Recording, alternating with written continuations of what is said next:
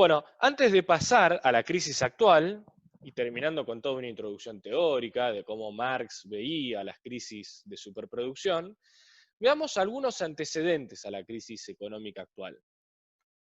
Algunas crisis capitalistas anteriores a esta que estamos viviendo los días de hoy. Las crisis capitalistas no siempre se manifiestan, como decíamos antes, como un crack económico por falta de ventas. Es decir, el sistema nunca nos va a decir, mira, la verdad es que como no se están vendiendo automóviles, como no se están vendiendo alimentos, como no se están vendiendo celulares, tenemos una crisis de superproducción. Jamás nos los van a decir así. Sino que nos lo van a disfrazar mediante otra serie de mecanismos. Uno de esos mecanismos muy comunes son los fraudes financieros. Vamos a ver dos casos de quiebra de empresas durante la crisis de los .com en el año 2001-2002 y la crisis del 2008. Un breve esbozo de estas cuestiones. El caso Enron es, un caso de fraude financiero. Enron era una empresa de comunicaciones. Durante toda la década de los 90 se habían realizado un montón de inversiones en el sector de las telecomunicaciones. Recordarán que aparece el Internet, la telefonía celular, se empieza a difundir todo eso, entonces se generó una burbuja especulativa muy grande bajo ese sector concreto de la producción. Y muchos capitales se dirigieron a invertir en esos sectores del mercado de capitales. Naturalmente, como se desplazaron todas las inversiones hacia ese sector de la producción, se produjo una superproducción de capitales, ¿no? Y muchas empresas empezaron a quebrar. Es decir, tenían una capacidad instalada para ofrecer servicios, producción de celulares, servicios de telecomunicaciones, de Internet, mucho más grande de lo que efectivamente el mercado podía consumir. Entonces empezaron a ver la quiebra muchas de estas empresas. Bueno, el caso de Enron es uno de esos casos, que quiebra el 2 de diciembre del 2001. Para los que no se acuerdan, es el 3 de diciembre del 2001 que se declara el corralito en la Argentina. No quiere decir de que se declaró el corralito por el quiebre de Enron, pero sí lo que está manifestando la cercanía de estos acontecimientos es que la crisis del 2001 en Argentina formaba parte de una crisis internacional, como vamos a ver más adelante, pero que además dentro de esa crisis, como de todas las crisis internacionales, había mucha necesidad de dinero líquido, de dinero real y no de acciones especulativas.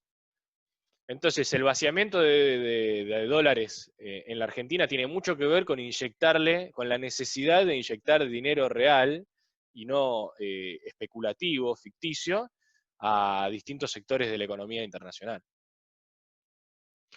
Bueno, ¿qué es lo que hacía Enron ante esta crisis que venía teniendo una crisis en el sector de las telecomunicaciones, ¿no? Y Enron, para disfrazar esa crisis que venía teniendo, creaba empresas subsidiarias. Mediante estas empresas subsidiarias obtenía préstamos.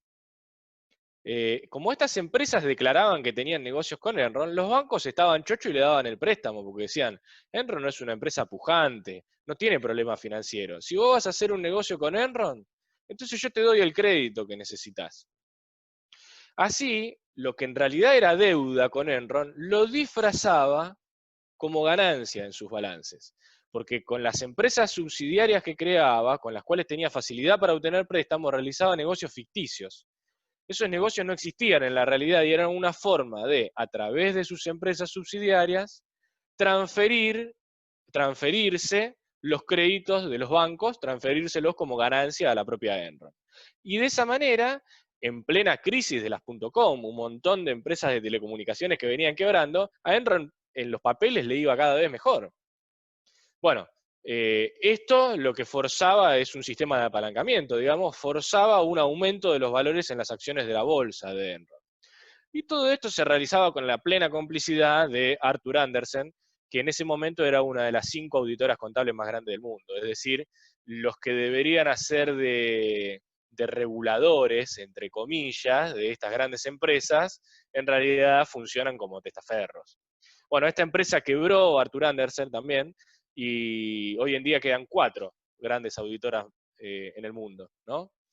Que concentran el 90% de las auditorías contables, un número de ese volumen, para que nos demos una idea de cómo está concentrada la producción y el control de las finanzas también. Al poquito tiempo, otra empresa, también del sector de las telecomunicaciones, se llamaba WorldCom, quiebra en julio del 2002.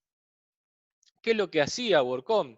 También técnicamente adquiría préstamos bajo la forma de inversión de capital, pero en realidad la inversión de capital nunca se realizaba y utilizaban toda esa guita obtenida por préstamos de grandes bancos para, para tapar la deuda que estaban teniendo, es decir, la deuda que iban generando por producto de esta crisis de superproducción que tenía el sector de las telecomunicaciones. En el caso de WorldCom, las deudas eran con bancos muy grosos, como el JP Morgan Chase, el Citigroup o el banco de la General Electric, y termina con el quiebre de la empresa cuando se destapa la olla, digamos, de que estaba haciendo todo esto. Termina con el quiebre de la empresa, 17.000 trabajadores en la calle y un entrecruzamiento muy grande entre las deudas de WorldCom y los grandes bancos que le habían prestado la guita. Los bancos le prestaron la guita y se quedaron esperando que le devuelva la guita WorldCom. Como WorldCom no se la devuelve, al mismo tiempo estos bancos no pudieron pagarle a otros acreedores y de esa manera se va generando un corte en la cadena de pagos a nivel mundial, que va a ser más grande en la crisis del 2008, como vamos a ver a continuación. En definitiva, ¿con qué se tienen que quedar de esto de la crisis del 2001-2002, de las .com? Centralmente, que lo que nos venden en los libros de historia como que todo esto fueron fraude financiero, como que WorldCom y Enron eran malas empresas, que lo que estaban haciendo era realizar un fraude, ¿no?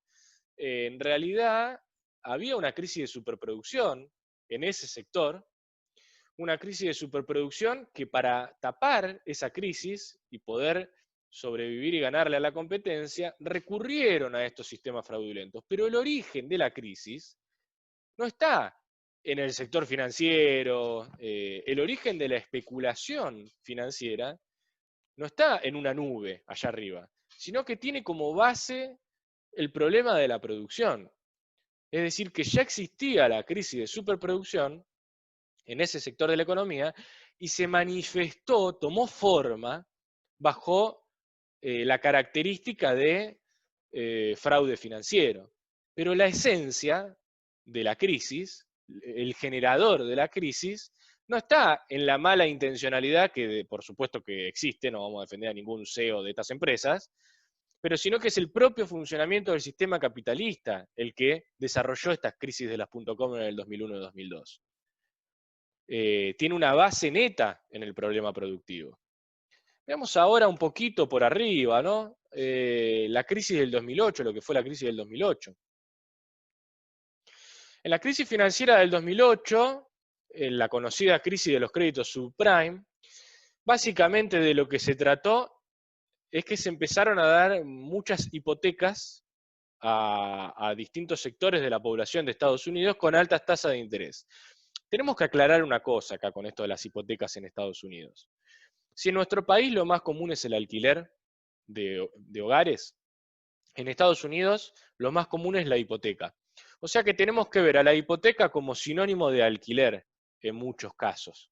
Por ejemplo, en Silicon Valley, que es uno de los sectores del mundo donde se ganan los salarios más altos, hay trabajadores que viven adentro de sus autos porque no tienen acceso a la vivienda. Las casillas que vemos en las películas de Estados Unidos, que la gente vive en casillas, esas casillas también forman parte de hipotecas. Con lo cual, el término hipoteca no lo tenemos que entender como lo aplicaríamos a la realidad de nuestro país, sino que lo tenemos que entender también como un sinónimo de alquiler, de acceso a la vivienda, no a la propiedad necesariamente. Entonces, ¿qué pasó? Los bancos le empezaron a dar créditos hipotecarios a todo el mundo. Con estos créditos hipotecarios, el trabajador queda endeudado y queda con una promesa de pago hacia el capitalista, ¿no? Es decir, el banco le presta, supongamos, ¿no? $500.000 y el trabajador le debe $500.000 al banco. Pero no es que el banco espera que el trabajador le pague los $500.000 para salir a hacer nuevos préstamos o hacer negocio con esa plata, sino que con la deuda que el trabajador tiene con el banco ya está haciendo nuevos negocios.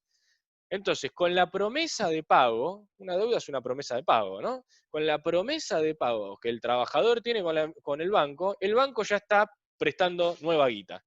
Hace de cuenta que esa guita ya se la devolvieron. Bueno, entonces se va generando una interconexión entre las deudas muy grande entre distintos sectores de la economía, porque los bancos centralizan diferentes sectores de la economía. Los dueños de los bancos son grandes fondos de inversión y grandes grupos económicos que al mismo tiempo tienen inversiones en sectores industriales, en sectores comerciales. Está toda diversificada las acciones del capital. No es que existen los capitales bancarios y los capitales comerciales y los capitales industriales y son todos diferentes. Y hay unos buenos y otros malos. Sino que en realidad forman todos parte de los mismos grandes grupos económicos que están todos entrecruzados entre sí. Eso es lo que llamamos oligarquía financiera. La fusión del capital bancario con el capital industrial, y con el capital comercial también, es decir, una fusión de todo que tiene inversiones diversificadas en distintas ramas de la economía. Entonces, con la promesa de pago del pueblo trabajador de Estados Unidos, ¿no? Los bancos hacían nuevos negocios, financiaban sus nuevos créditos, financiaban sus inversiones de capital en los sectores productivos, pero en determinado momento empezó a aparecer una crisis de superproducción en Estados Unidos. Empezó la capacidad productiva instalada en ese país, empezó a ser superior a la capacidad de compra por parte del mercado mundial, empezó a haber un crecimiento de la desocupación, empezó a haber una disminución acelerada de los salarios, como ya habíamos explicado en los momentos de las crisis de superproducción. Entonces, entre el aumento de la desocupación y la disminución generalizada de los salarios, los trabajadores empezaron a no poder afrontar sus deudas hipotecarias. No afrontaron sus deudas hipotecarias y de esa manera no le pagaron a los bancos y los bancos no le pudieron pagar a sus distintos tipos de acreedores y de esa manera devino el crack económico mundial, se detuvo la cadena de pagos a nivel mundial. Al caerse, al estar tan globalizada la economía en el 2008, mucho más globalizada que en el 2002, y mucho más interconectada también por las redes de comunicaciones, la crisis que empezó en Estados Unidos rápidamente extendió a todo el mundo. Y tuvieron que salir los estados, salieron a rescatar empresas, salieron a rescatar grandes bancos, salieron a rescatar empresas como la General Motors, por ejemplo. Y la salieron a rescatar justamente a decirle, bueno, vos te quedaste con toda esta guita que no le pudiste pagar a tus proveedores, yo, Estado, estatizo tu deuda privada. Es decir, te regalo la plata para que vos le pagues a tus proveedores. Y de esa manera reactivar la cadena de pagos. Pero eso pasa de un lado de la economía, pero del lado de la economía de la familia de los trabajadores, millones de trabajadores a nivel mundial quedaron en la calle. Cayeron los salarios abruptamente en todo el mundo. La miseria afloró, como está aflorando hoy cada vez más. En lugar, la famosa intervención estatal de la que hablan, por supuesto, esa es la intervención estatal. El Estado es de la burguesía, de los grandes monopolios capitalistas, transnacionales. Y ese Estado salió a rescatar a los dueños de ese Estado, salió a rescatar a la burguesía. ¿Con qué plata? Con la plata de todos los pueblos trabajadores del mundo. Mientras los trabajadores nos hundíamos en la miseria, con la guita del Estado se rescataba el sistema capitalista. Algo muy parecido a lo que está pasando hoy, ¿no? Ahora veamos cómo evoluciona el desempleo en cada crisis, para graficar un poquito esto que les explicaba recién, ¿no? Bueno, veamos el siguiente gráfico, es el aumento del desempleo en términos porcentuales a lo largo de los años, ¿no? En celeste tenemos a la Argentina, en verde a la Unión Europea y en rojo Estados Unidos. En la primera recuadro amarillo pueden ver cómo crece enormemente la desocupación a partir del año 2000 En Argentina, bueno, se dispara abruptamente, ya sabemos todo lo que pasó en nuestro país, pero fíjense que en Estados Unidos el aumento de la desocupación se da en sintonía con la Argentina. Esto lo que manifiesta es que la crisis es mundial, la crisis del capital. Ahora veamos la crisis del 2008. Esto que yo les contaba de que los trabajadores no pudieron afrontar sus deudas no empieza en el 2008. En 2008 estalla el crack, digamos. Pero en el 2007 ya se empezaron a notar incobrables los créditos hipotecarios. Y fíjense en ese momento cómo se disparó la desocupación en Estados Unidos en el 2007. Esa disparada de la desocupación es la que genera que se caiga todo el sistema, toda la cadena de pagos a nivel internacional. Es tremendo. Ahora, ¿por qué aumentó la desocupación y por qué cayeron los salarios en Estados Unidos? Por una crisis de superproducción, no por la especulación de los créditos hipotecarios. La especulación de los créditos hipotecarios en realidad es el eslabón de la cadena mediante el cual se cortó toda la cadena de pagos, mediante la cual se manifestó la crisis económica. Pero el origen no es un grupito de banqueros que están especulando a costa de todo el resto del mundo, digamos, sino que es el propio funcionamiento del sistema capitalista, donde no están incluidos solamente un grupito de banqueros, sino toda la burguesía, todos los grupos monopólicos transnacionales. No lo podemos separar en capitalistas buenos y capitalistas malos como pretenden hacerlo los discursos de los Fernández, por ejemplo, que nos hablan de un capitalismo bueno. Es el propio funcionamiento del sistema capitalista el que lleva a la inevitabilidad de estas crisis periódicas del capital.